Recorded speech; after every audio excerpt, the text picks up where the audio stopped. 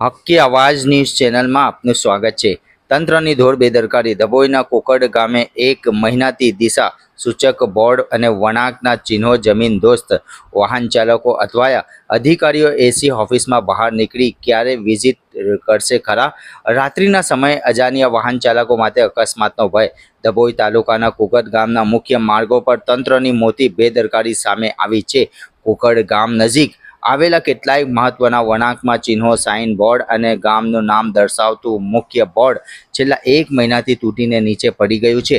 આ બાબતને આખો મહિનો વીતી ગયો હોવા છતાં માર્ગ અને મકાન વિભાગ રોડ ખાતુંના પેટનું પાણી પણ હાલતું નથી।